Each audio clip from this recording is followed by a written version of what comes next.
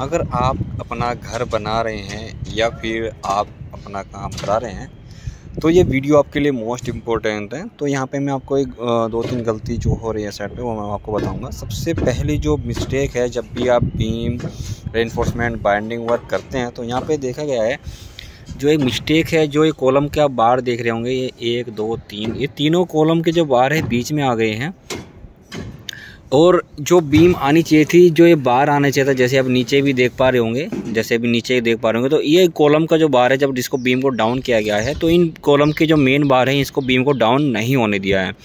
तो इस कंडीशन में ये जो बार होना चाहिए था, ये बार यहाँ पे आना चाहिए था और इसके बार के कंडीशन में ये कॉलम हमारा जो सरिया इसके अंदर से होना चाहिए था। तो ये एक बड़ी मिस्टेक हो गई है। जो रेनफोर्समेंट है वो कहाँ पे चला जाता है, मेन बार कहाँ पे चला जाता है जब डाउन करते हैं। ऐसे ही यहाँ पे देख पा रहे होंगे, अब जो ये बार है ये छोटा कर दिया इन्होंने, कॉलम के टाइम में ओवरलैप नहीं डाला है, बट लेकिन कॉलम को जब बीम बाइंडिंग करते हैं उससे पहले ही इसमें आप लैप लगा लेना चाहिए, जिससे कि जो कॉलम जो मेन बीम होती है वो डाउन करते समय वो कॉलम का जो मेन बार है एक दूसरे बीम में ना फंसे। देखा आपको होगा अपने, ये वाला जो बार है, ये जो मेन बीम है इसका जो बार है ये कॉलम का इस बीम के अंदर से आ गया है, जैसे आप बार पे देख पा रहे होंगे। ये अक्सर जब अगर आप घर बनाते हैं तो बीम डाउन करते हैं तो उस टाइम पे ये भी गलती होती है। तो घर बनाने से पहले या घर बनाते वक्त जब भी आप सरिया का काम करा रहे हैं तो ये चीज़ आप वहाँ पे ज़रूर ये चीज़ को ध्यान दे लेंगे तो आपके लिए बेस्ट रहेगा। ठीक है, तो ये सबसे बड़ी मिस्टेक होती है जब कॉलम के आप डाउन करते हैं। दूसरा यहाँ पे सबसे बड़ी मिस्टेक है जो बाइंडिंग वायर होते हैं, जैसे आप देख पा रहे होंगे, जो बाइंडिंग वायर है जो सरिया वाले होते हैं काफ़ी बड़े बड़ा काट लेते हैं। यहाँ पे बार यूज़ है 20 mm का और रिंग है 8 mm का, तो उसके लिए आप एक बंडल में से यहाँ पे इन्होंने 2 बंडल काट लिया, जबकि हमारा एक में से 3 हो जाता है। तो यहाँ पे बाइंडिंग का जो वेस्ट है वो भी आपका बच जाता है। ऊपर देख पा रहे होंगे ये, उसके बाद रिंग्स को जो रिंग है बीम के वो कहाँ पे हो जाते हैं, डाउन होने के बाद वो डिस्प्लेसमेंट हो जाता है, वो डाउन हो जाते हैं। ठीक है, उसके बाद मैं तीसरी मिस्टेक आपको यहाँ पे मैं दिखाऊंगा। तीसरी मिस्टेक यहाँ पे है जब ब्रिक वर्क किया गया है, जैसे चुनाई जो ब्रिक वर्क किया गया है, जो उसका ये बॉटम है, ये बॉटम तो लेवल में आ गया है, बट लेकिन जो ब्रिक वर्क है वो हाइट 3 इंची ऊंचा हो गया है। क्या होता है कि जब लेवल आप नीचे लगा लेते हो कॉलम पे तो एक लेवल बाद में नीचे कॉलम पे ट्रांसफ़र हो जाता है नीचे ही डायरेक्ट लेवल, जिससे कि जो ये बॉटम सेटरिंग का जो बॉटम होता है ये लेवल लगाते हैं। और यहाँ पे ये ब्रिक वर्क का भी टॉप लेवल होता है, तो जो ब्रिक वर्क का टॉप लेवल होता है वही लेवल जो सेटरिंग का बॉटम होता है वो रहता है, ताकि जो बीम का बॉटम है वो आपका ब्रिक वर्क का टॉप एंड सेटरिंग का जो बॉटम होता है, बीम का बॉटम होता है, वो एक लेवल पे आ जाए।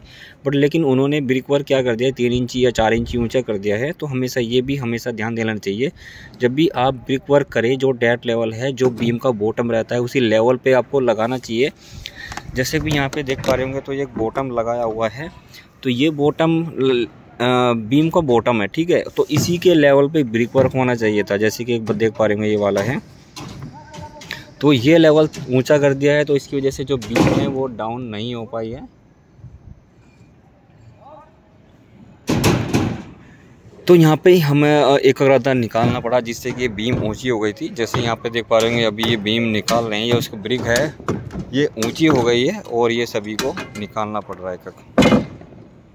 इससे क्या होगा, जो ब्रिक वर्क हुआ है वो ऊंचा हो गया है और बीम भी ऊंची हो गई है, जिससे कि कास्टिंग के टाइम में ये इसकी थिकनेस बढ़ जाएगी। तो इसीलिए जो ब्रिक वर्क है वो निकालना पड़ रहा है। तो जब भी आप ब्रिक वर्क कराएं या फिर आप सेटरिंग का लेवल लगाएं तो यहाँ पे एक तो मिस्टेक हुई है सेटरिंग ब्रिक वर्क करते समय।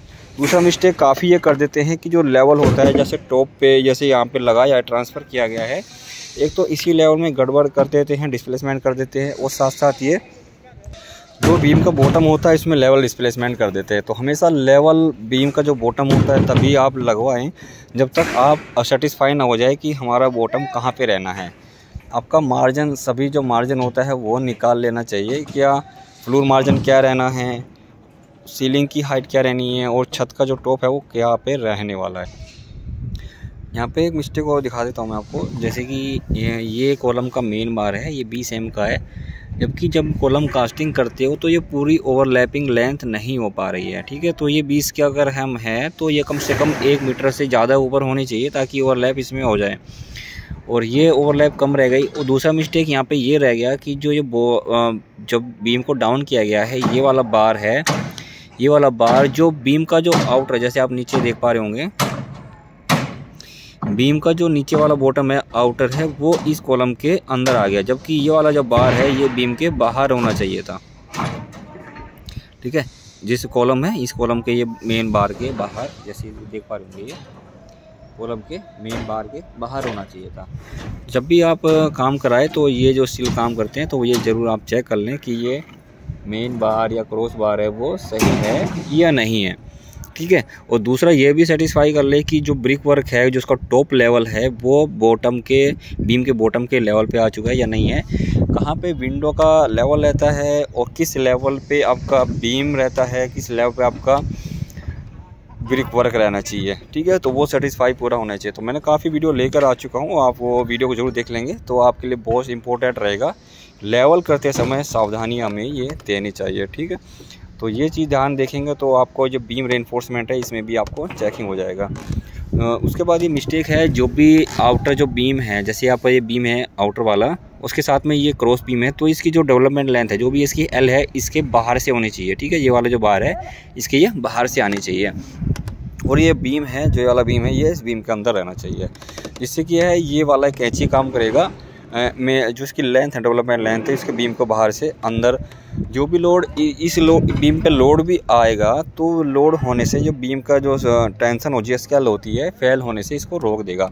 मतलब जो इसकी जो एल होती हैं वो आउट ये वाली मेन बीम में फंस जाएगी और ये बीच में से बैंड नहीं हो पाएगा। ठीक है, तो ये सेफ स्ट्रक्चर रहने वाला है।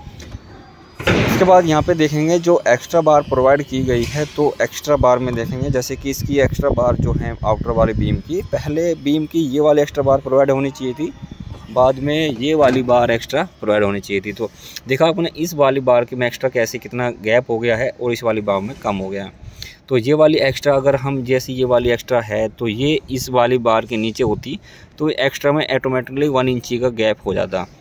ठीक है, उसके बाद ये वाली जो बार है वो इसके नीचे चली जाती, तो ऑटोमेटिक 1 इंची का कवर ये वाला बना, और ये वाली बार होती इसको नीचे जाती तो ऑटोमेटिक 1 इंची का कवर बन जाता है। ठीक है, तो पहले हमें बार तो दोनों में एक्स्ट्रा प्रोवाइड की है, कॉलम टू बीम जंक्शन में, बट लेकिन यहाँ पे बीम टू बीम जंक्शन भी आ रहा है, क्रॉस एंड लॉन्ग वाला। तो पहले ये वाली जो बार होती है, ये वाली बार इसमें इस वाली बार के जैसे कि टॉप, बॉटम और फिर दोबारा ही बॉटम, ये वाली एक्स्ट्रा। ठीक है, तो उन्होंने इस यहाँ पे क्या किया, इसको उल्टा कर दिया, तो इसका स्पेसिंग हमारी प्रॉपर तो हो गई, बट लेकिन ये वाली जो स्पेसिंग है इसमें ज़्यादा हो गई है। तो पहले ये वाली जो बार है एक्स्ट्रा की, इसमें प्रोवाइड होनी चाहिए थी क्रॉस वाली बार में। ठीक है, तो ये चीज़ आप भी चेक कर लेंगे। तो thanks for watching this video, मिलते हैं नेक्स्ट वीडियो में, बाय बाय।